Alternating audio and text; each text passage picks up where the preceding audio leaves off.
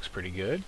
That was at the beginning there, my first intro. It's going to look a little bit better. I had my brother did the music or the sound effects for it, and that was pretty awesome of him to do that for me, so thanks, bro, for that. And we're going to I'm going to edit that together, and that's going to be my intro for a lot of my YouTube videos and stuff like that. Today we'll be doing a broadcast where we'll be doing a deck doctor of sorts, where I'm going to take Ptero's, one of my viewers' decks that he designed, and try to fix it quite a bit. So we'll just go ahead and jump right into that right now. So let's go ahead and switch our scenes so everyone can see what's going on. That looks pretty good. Alright, so here we go. And that, and I'm going to look over here, see what it looks like.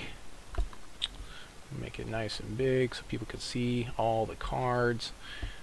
Awesome. Alright, so again, we've moved to using the TCG browser and deck builder, which is pretty awesome.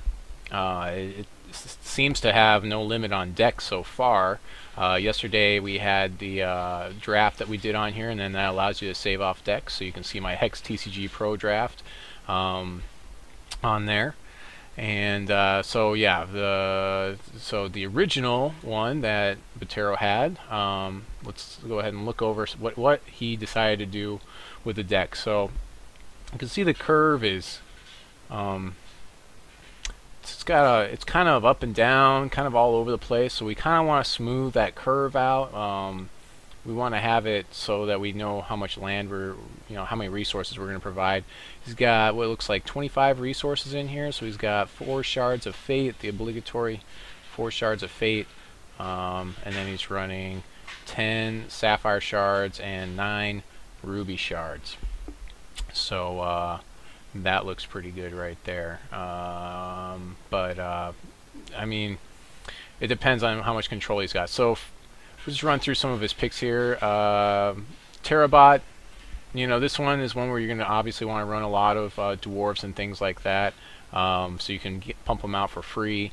Droo's Unstoppable Walker. This one is going to be just difficult to use, very clunky. You're going to need to run a full play set of where is it? The artifact that readies things. He's got it in here. He's got like basically this is a deck that is just basically all over the place with trying to make his decision up. Yeah, so he's got 1 Dwarven Turbine. You really need to play a play set of these if you're going to just try to play this guy, because you really don't want to pay the 8 health a lot of times unless it's going to get you through. He has to attack. So I mean, it's going to be a nice 8 points of damage for 5. We've talked about it before. It's like a ball lightning. That's going to stick around, and so maybe you could ready it later, or maybe you could gain some health or something. But there's really no health gaining in here.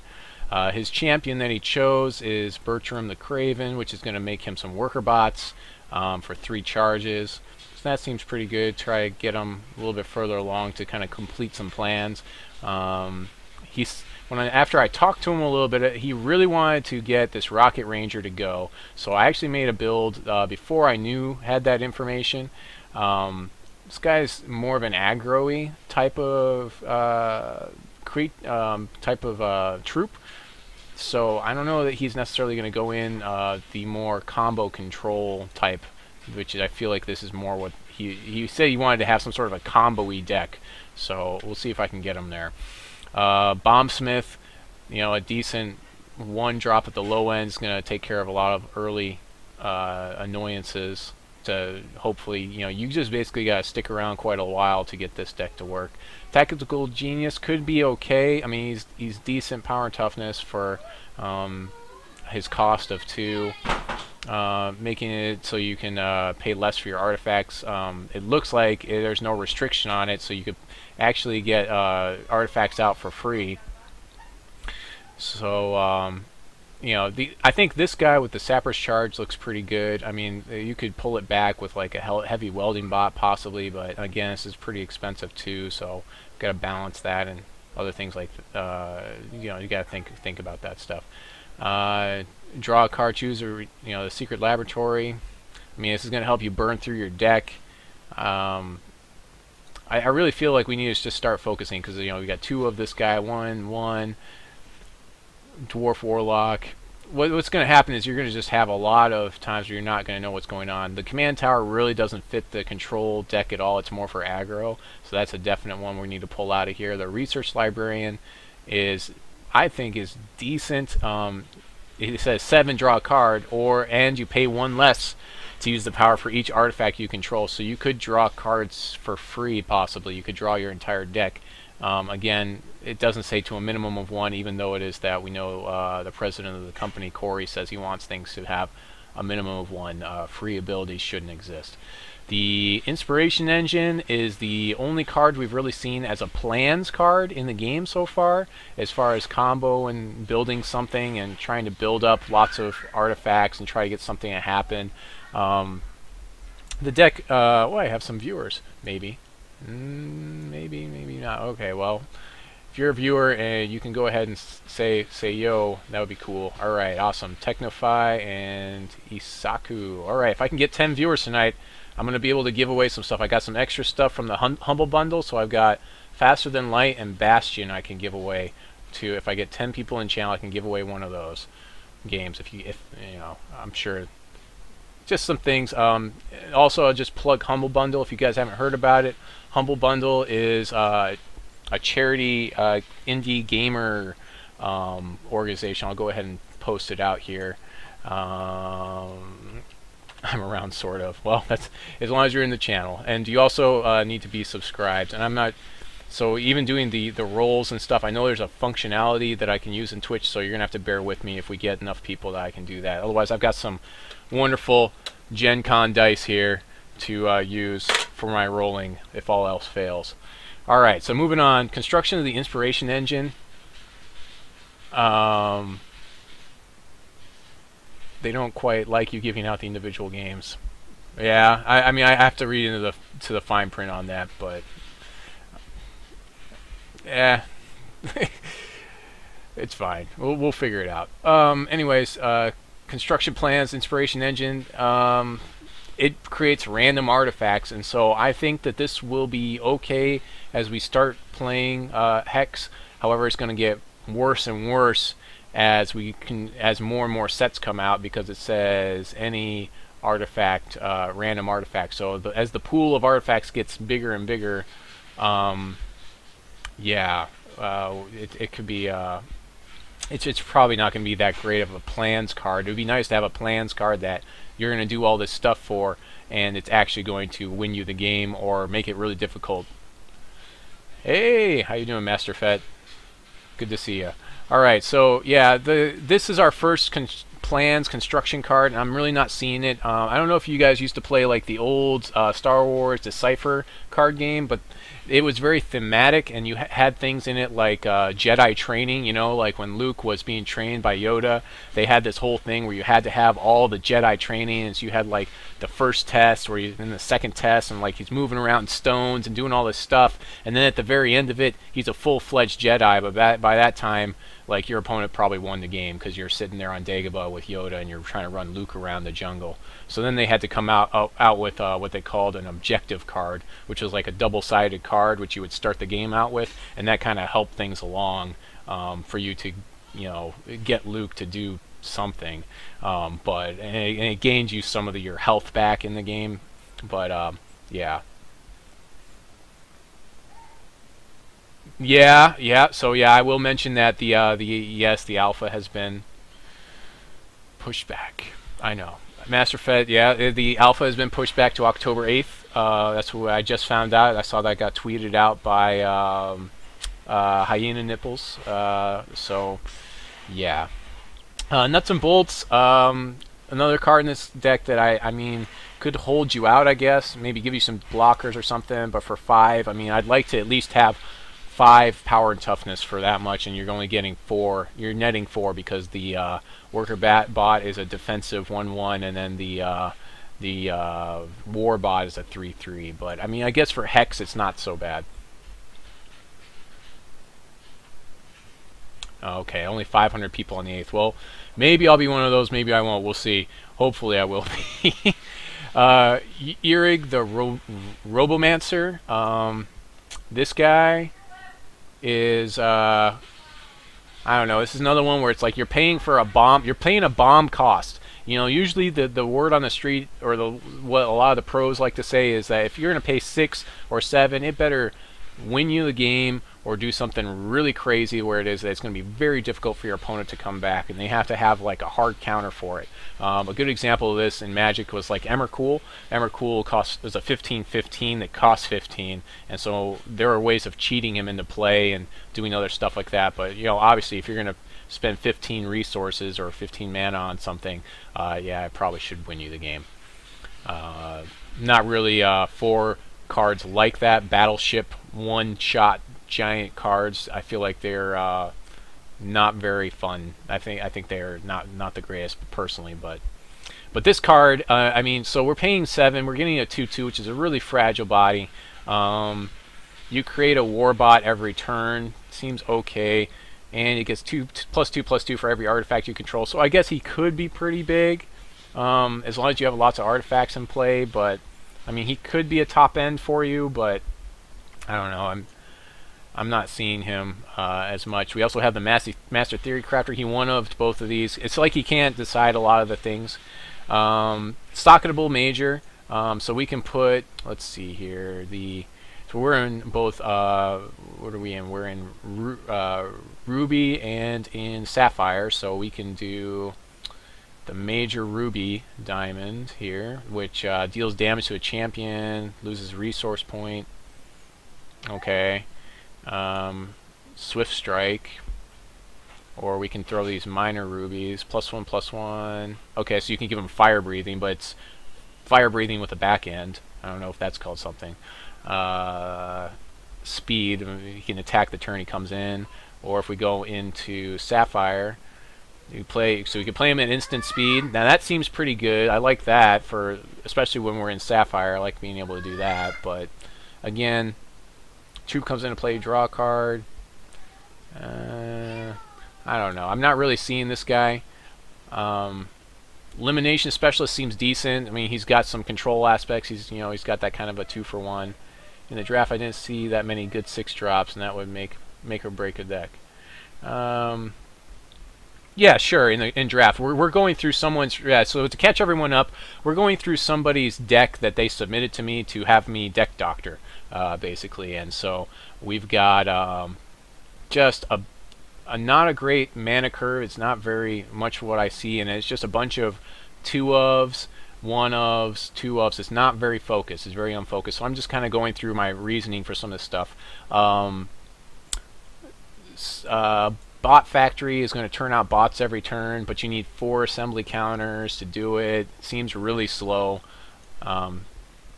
Volcannon doesn't really affect the table. It just basically deals damage to your opponent, and it could be okay.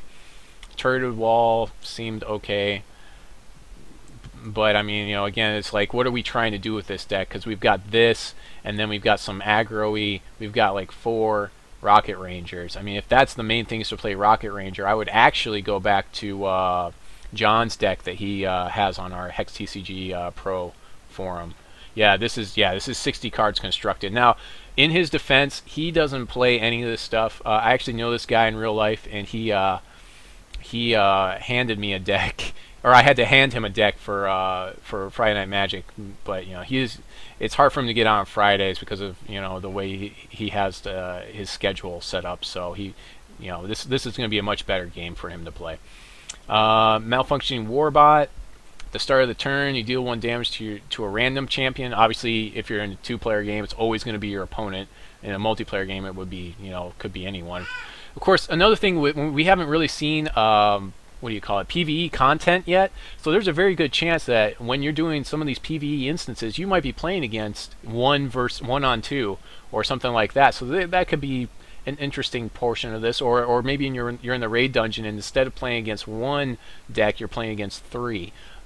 There's just not been a whole lot of information on PvE. But I mean, it seems okay for the 1-drop. I mean, if your opponent is running a slow deck, he could deal 2 damage every turn for 1. I mean, as long as he goes without them interacting with him, I mean, I guess that's okay. Charge Bot, of course, is pretty solid because he's going to charge your champion. Chaos Key is pretty solid because, you know, it's removal.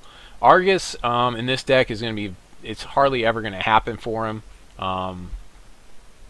You know, I keep looking at Argus and he just feels like he's some sort of a blocker, you know, that deals, that you tap to, or you exhaust to deal some damage straight up to the opponent's face. So it's almost like he's just some artifact that's pretending to be a creature. Could be random champ, not for monk. Could be yourself, right? Since random champion, not opponent for malfunctioning War Bot. It's, let's see. It says, yeah, it could be yourself. Yeah, random. Yeah, it could be yourself. You're right. You are right about that. Yeah, I didn't notice that. Good catch there. So yeah, that actually could be bad for you as well. So more people is probably better for this guy. War Hulk's got Crush, which seems pretty decent, but he costs 5. So this is the, like a lot of times, again, going back to Magic, he's a little bit better than a Magic card like this, you know, because usually Magic cards wouldn't have the fire breathing here. But the 5 cost makes them pretty restrictive.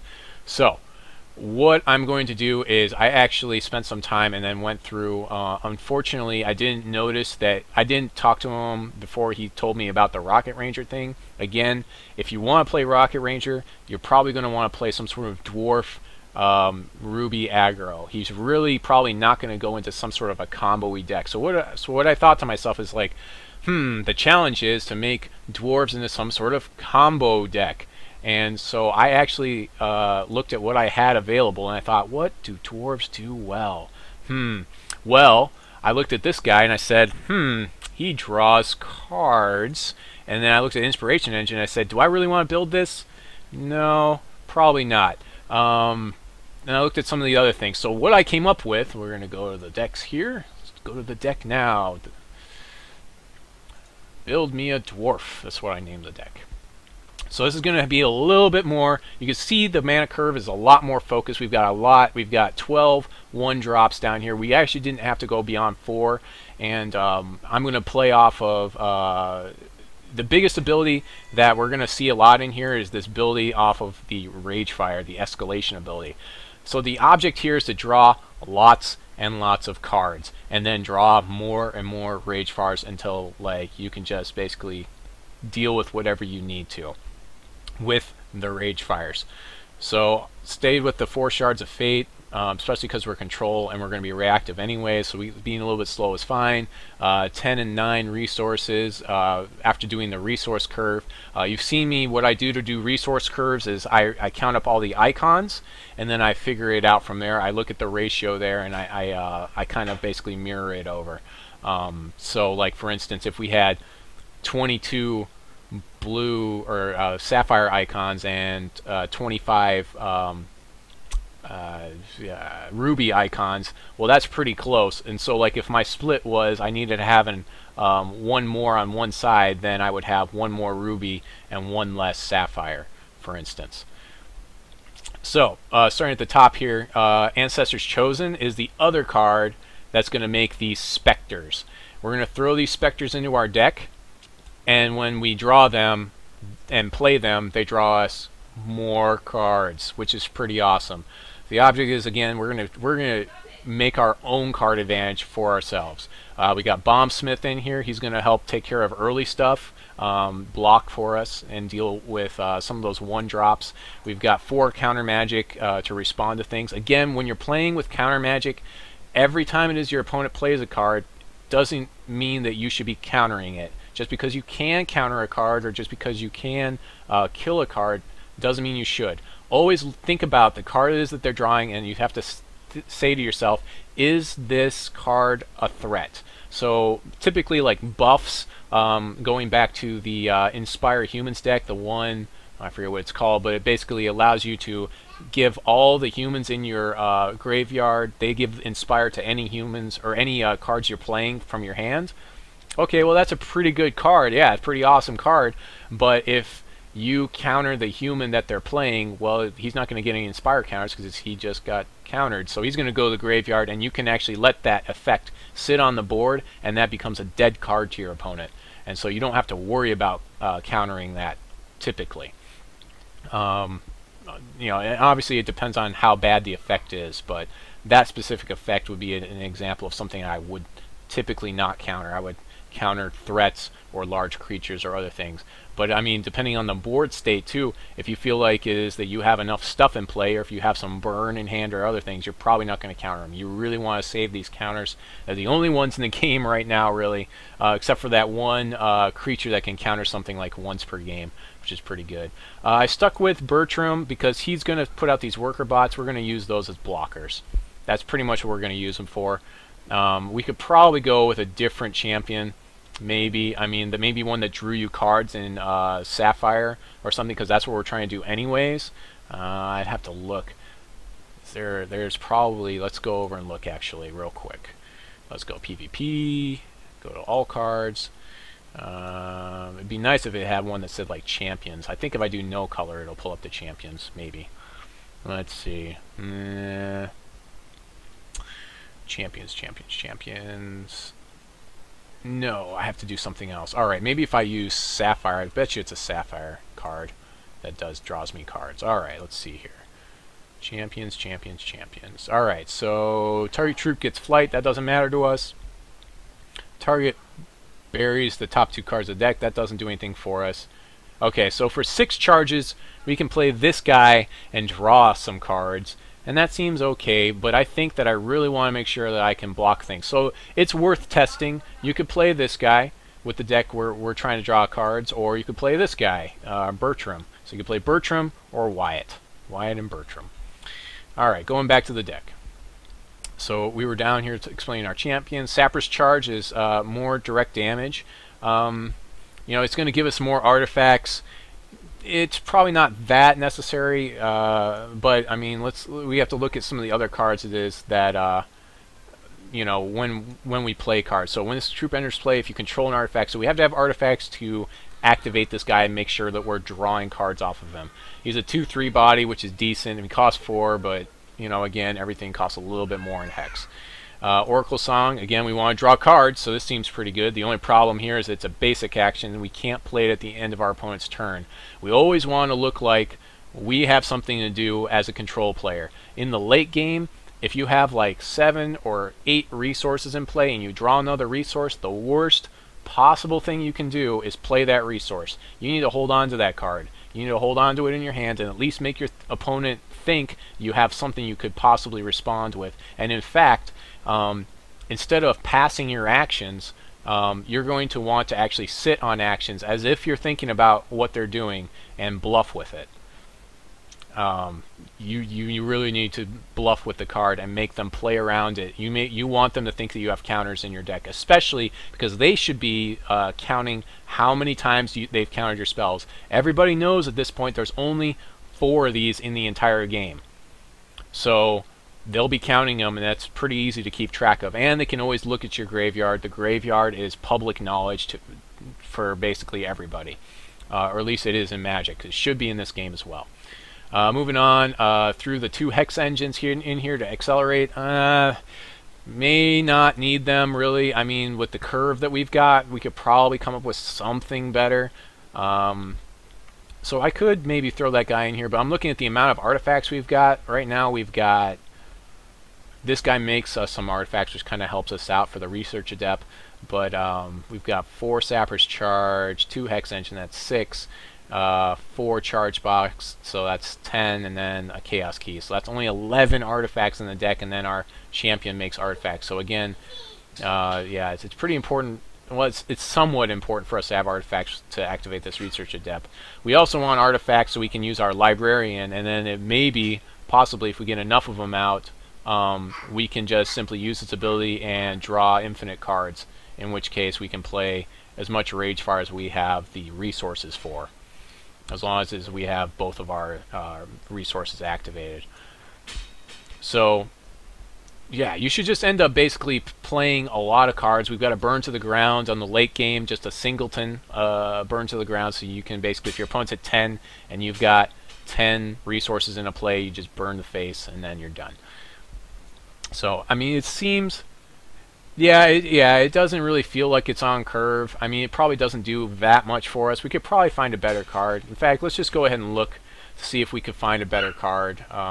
Sapphire, we'll go and check Sapphire and Ruby. In fact, I'll probably have to check them again. No, here we go, Sapphire and Ruby. Let's see what we can find here. Maybe we'll replace Hex Engine with something else. Let's go ahead and set our costs. And when the editor comes out, I suggest that you get used to using some of these things to filter out stuff. Being able to do this stuff online as an online card game, I mean, organizing stuff this quickly is just really awesome. So I guess we could throw this Rocket Ranger in there, but we really don't have a lot of artifacts. Hi, Joshua. You want to sit in my lap? Yeah. Okay.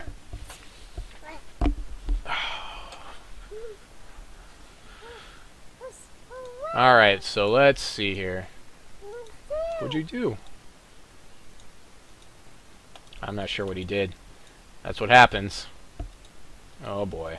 Oh, you know what? The website probably crashed. It's probably what happened. Oh, there it goes. Alright. Oh, I'm at the bottom. That's what it is. Alright. Let's actually uncheck these and look at what kind of artifacts. We have some other artifacts. I kind of need to throw some artifacts in here. Turreted Wall might have been an okay choice because we're just going to try to hold out. So I guess that could have been a decent choice. We're going to remove our costs here and see what other artifacts we could throw in here. I thought about the Pterobot, but it doesn't feel like, this feels more like aggro-y. We talked about Walker. It's not really going to defend for us very well. Eternal Guardian is going to be really, really slow for us. Monolith is like every other turn you can tap something down. It's not that great. Fate Rack's really not going to do anything for us. Surge Mechanism is okay. It's kind of slow, but it's not. It's a mana source. It's not going to really be board affecting. Let's see what this does. Pay 0 health. Shuffle in the deck. Permanently increase your health you pay to use this. But yeah, I don't like this. Yeah, that's another one that, yeah, I don't see happening that often. Draw a card, then choose and discard a card. Secret. So this one might actually be pretty good. You know, we could probably actually throw this one in here to win or more control. Yeah. Actually, you know what? We could probably add some Secret Laboratory, and that would help us try to kind of get there. We could probably safely put 2 of them in there. We'll go ahead and add those right now, and we can always take them away later. Welding Bot, it's going to pull some stuff back from our graveyard, but we don't really have that many targets for it, and it's ridiculously expensive. It should cost 5. I mean, it's a 4/5, that's okay. Dwarven Turbine, yeah, we don't really have like a crazy amount of artifacts we want already. I considered the adaptable infusion device because it'll only cost 1. It's going to help us get our threshold, especially because Ragefire costs 2 threshold, but I don't think that's going to be that much of a problem, really.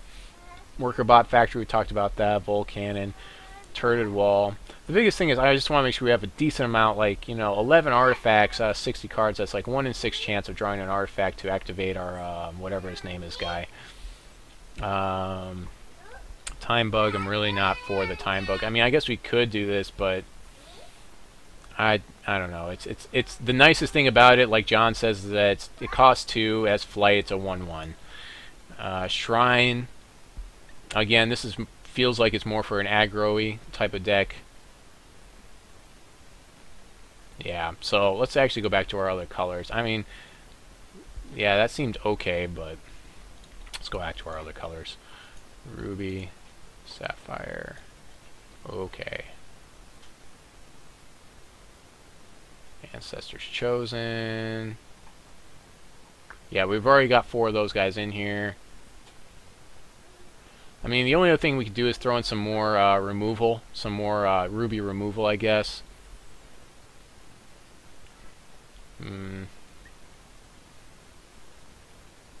Yeah, this guy, I feel like I'm not playing enough artifacts to get a good value out of him, and I'm not playing some sort of infinite artifact deck where I reduce them to nothing, the cost of artifacts to nothing, and just keep playing them.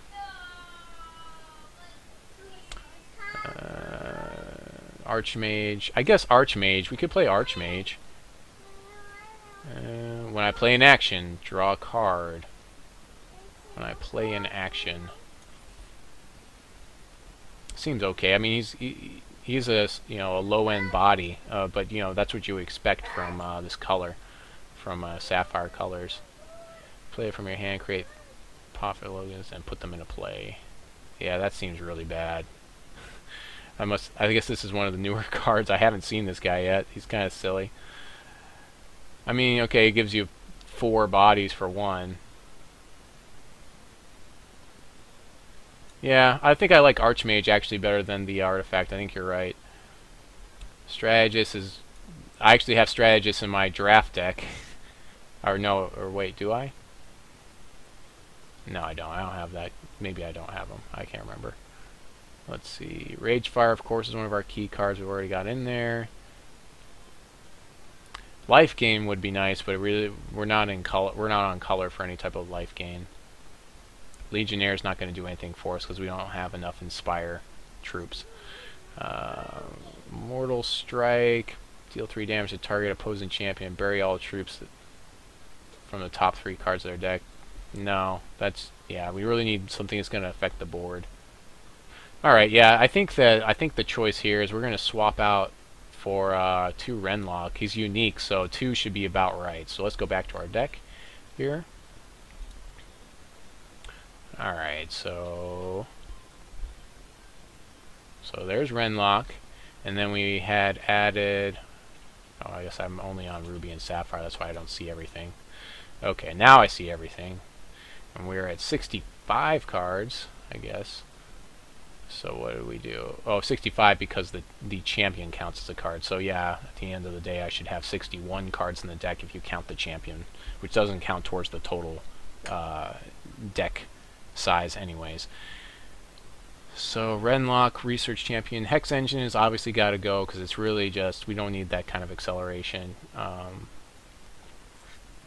And Oracle Song, Research Adept.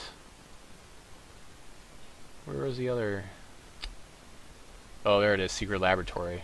Choose and draw a card, discard a card. Is okay, it's kind of slow. Costs us 1. We can do it at the end of our opponent's turn, which is nice, but we'll just get rid of it. Okay, so that's basically the deck. I should clarify, I know what it is, I just don't know how to use those cards. Usually the sideboard cards are for response to certain types of decks. Right. Right, so we're going to talk about the sideboard right now. So yeah, obviously the basics are a sideboard is a group of cards in between, because it's usually best 2 of 3. You're going to use your sideboard to side in cards so that you can have a better matchup, either a better matchup against certain decks, or and even or so you can counter certain decks. So you can't necessarily counter everything. Sometimes when you go into a tournament and you look at the meta game, just like Shaggy talked about earlier last week, you might say to yourself, well, this deck really stomps me, and I need to commit this many sideboard spots to my sideboard in order to deal with it. I guess I didn't design a sideboard for this deck. Because of that, I think that this deck is going to be this much of the field, and that's an acceptable loss for me. So I'm just basically going to go into it, play the games, and take what losses I have to take from that deck. Okay, so on the sideboard, cards that could or other strategies that might hose us, we want to be able to defend against those. So the obvious obligatory card is going to be Chaos Key. We're going to add 3 of these on the sideboard. So I can actually, what's nice is I can actually flip this over and then go 3. So we got 3 Chaos Keys because it's going to void any card in the game for us when we need to. We probably don't need another Burn to the Ground because, you know, that's going to be a longer game. We have a lot of 4-ofs in the deck to begin with. We could put 2 Bombsmiths on our sideboard to kind of beef up that number. Alright, what else could we have? Alright, so now we're going to go back to our card pool and we'll look to see if we can find some other things to throw on our sideboard that will help us out with different strategies. No color. Okay.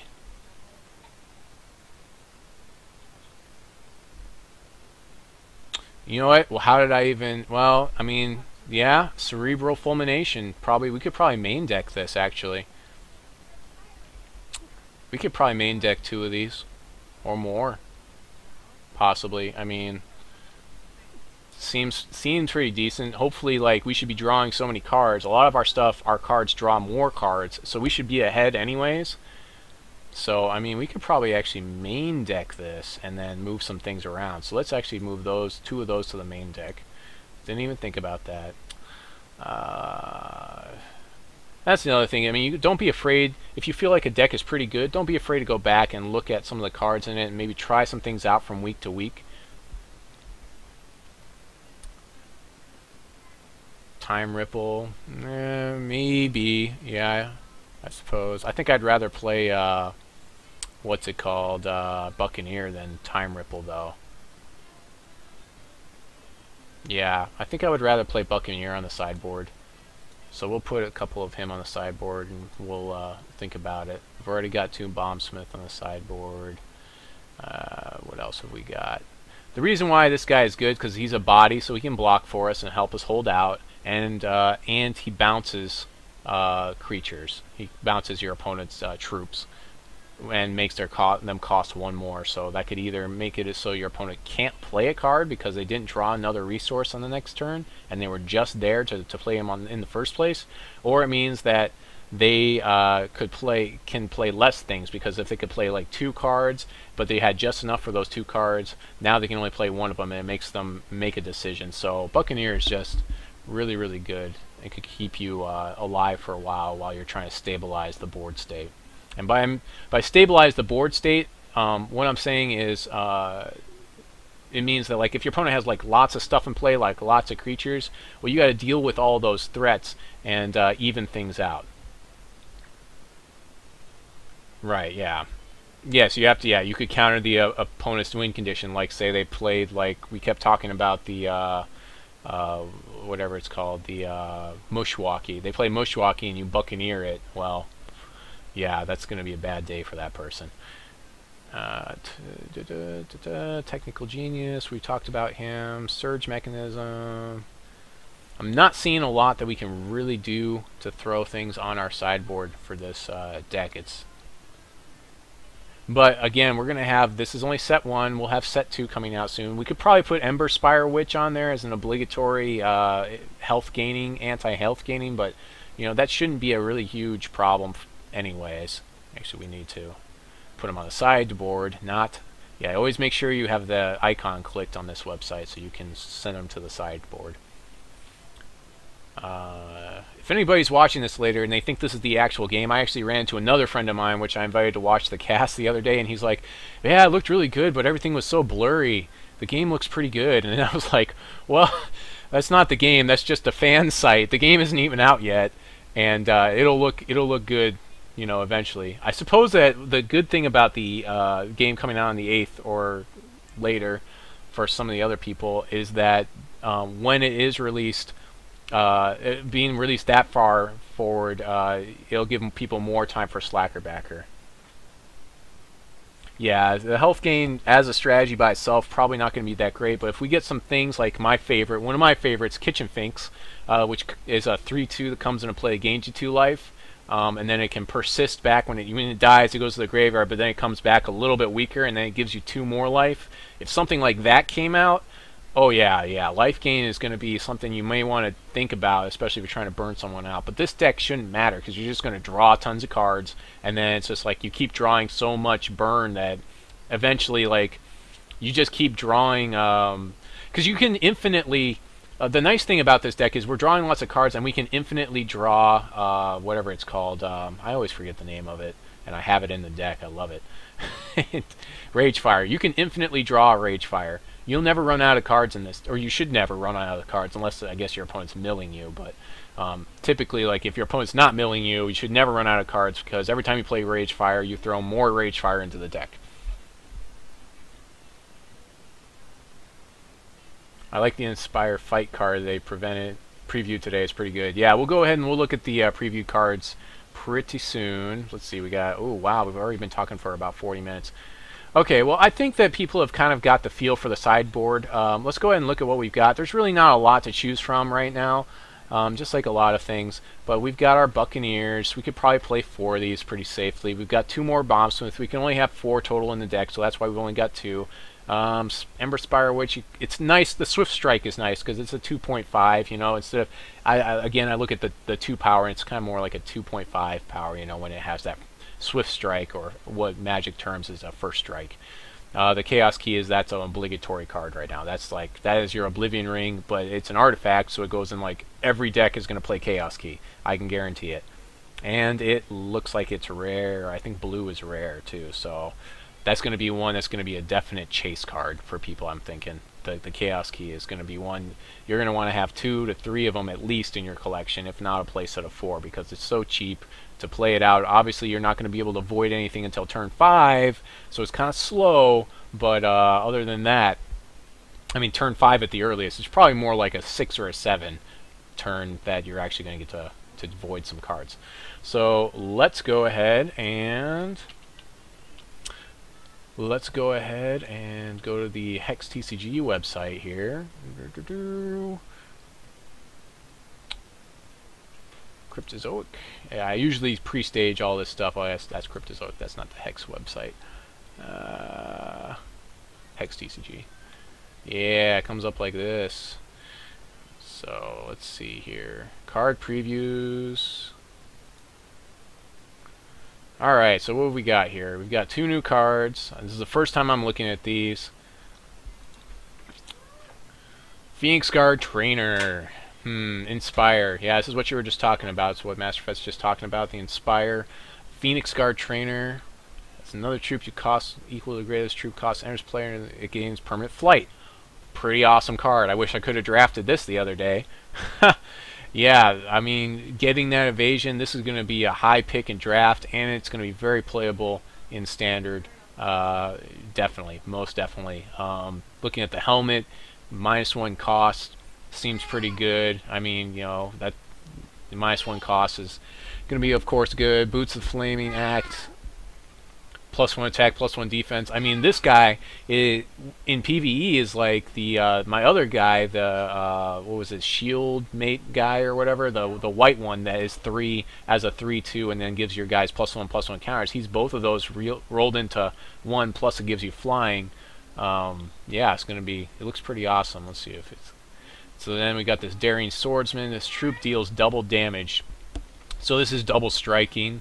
No, this isn't really double striking because it doesn't, because there is no double striking in this game yet. So double strike, for everybody that doesn't know, is first strike damage and regular damage. And it does not, if it kills something with first strike damage, it doesn't deal the damage over to the player, which is very important to remember for anyone that's playing any type of Magic, unless it has trample, which in this game is crush. Yeah, I mean, it seems pretty good. I mean, yeah, his back end for the 6 cost, I'd like him to have like a 4 back end. The interesting thing about this guy is if you pump him for 1, that 1 is really 2. So, yeah, I mean, this is a decent card. I would like to ramp up into him because he costs 6.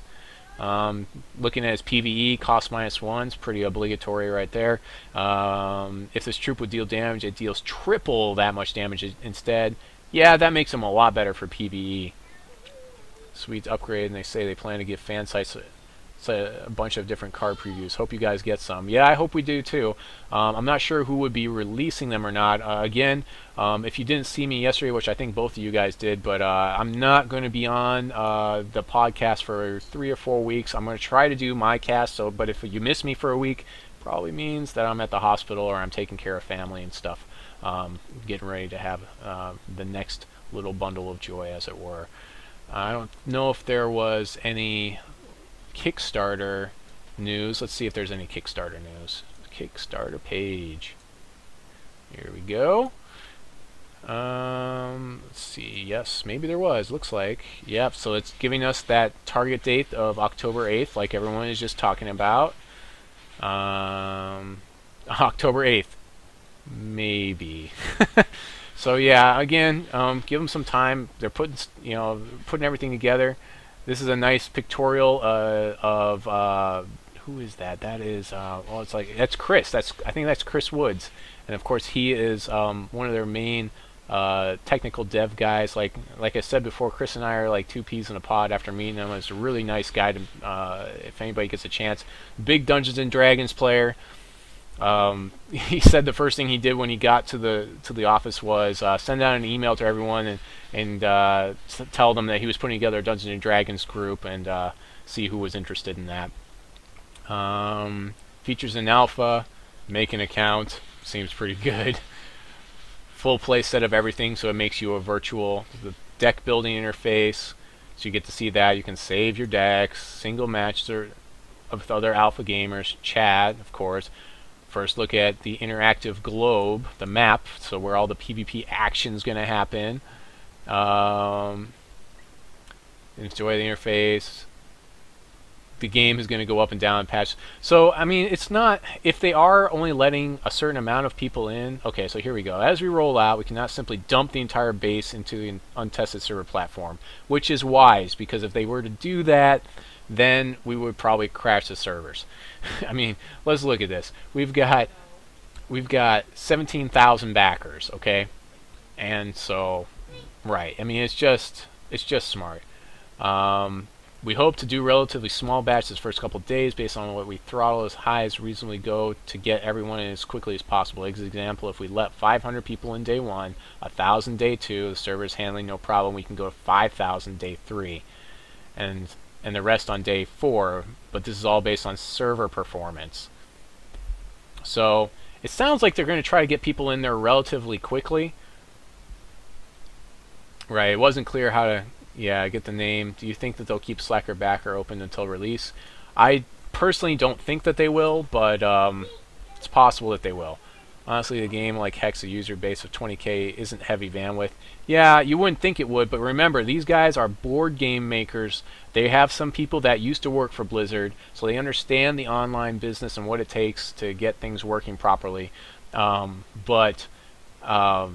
You know, let's give them some credence here, and this is their first real venture. Let's make sure that they get it off right, and even if it goes down, let's try to stay positive about it and not throw out random I paid for the game and it went down and so Cryptozoic sucks on the Reddit forums or something. I don't expect anyone to do that, but right, yeah, they are completely unproven in this arena. They have some people that they can call on. They've got some connections, but let's yeah. So I mean, as an example, for people that were at the convention, we had some technical difficulties on day 1 with the what do you call it, the Wi-Fi. They basically had a whole bunch of computers that I think it was Alienware allowed them to use, and they're all connected by Wi-Fi. Well, they couldn't get them to sync up properly or something, and I don't know if they were using, like, I'm a networking guy, so if I start talking over people's heads, you can just tune me out for a couple minutes. But basically they may not have tried to do static IPs or something. They might have been trying to do dynamic hosts. Eventually they had to wire the whole system.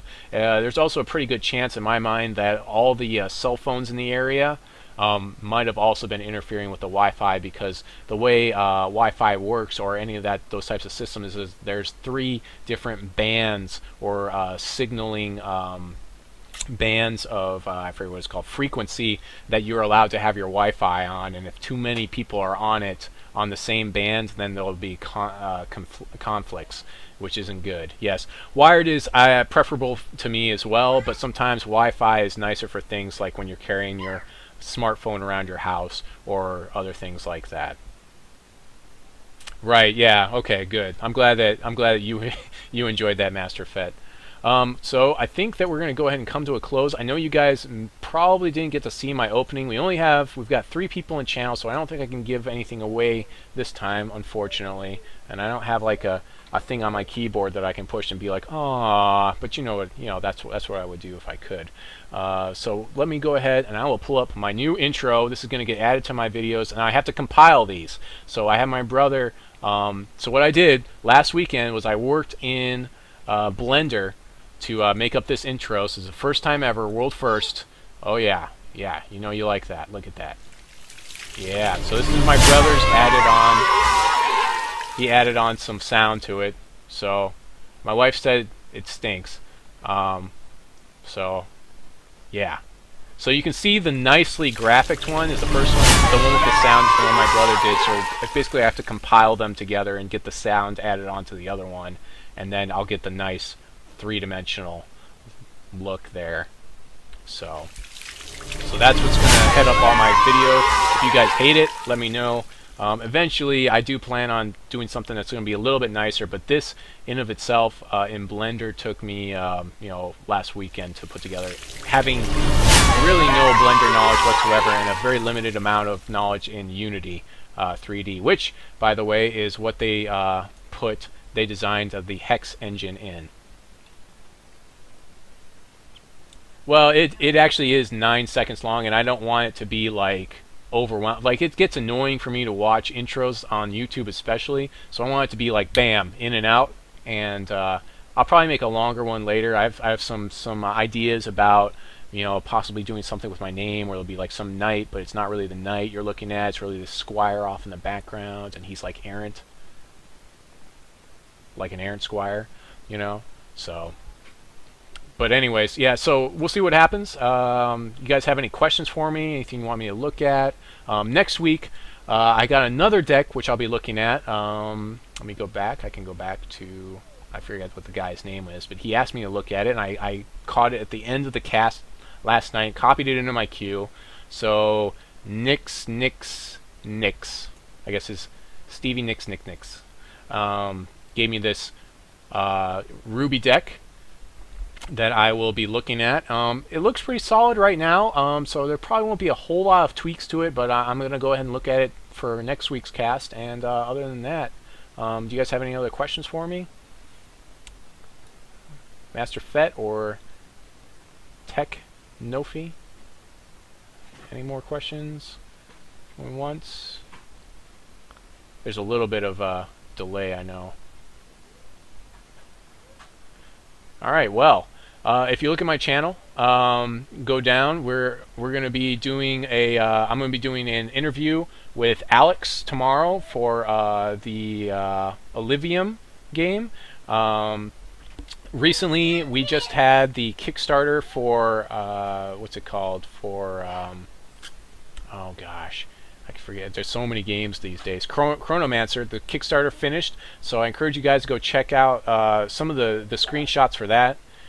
Chromancer, sorry, I always say Chronomancer. I love things that are time-based. It's Chromancer, you're right. Yeah, Chromancer finished last weekend. So you can check out their Kickstarter. I was really kind of scared. I was biting my nails because like it was like 3 days beforehand, and they had like 10,000 to go, and yeah, people came through. So congrats to everybody that did that. But definitely check out Olivium. It's made by a couple of nice Canadian guys. I'm going to be doing an interview with them tomorrow at 4 o'clock. I don't have it on here, but it'll be 4 o'clock p.m. tomorrow. But other than that, this is Singer Squire saying God bless you and your families, and try not to rage out there too much, alright?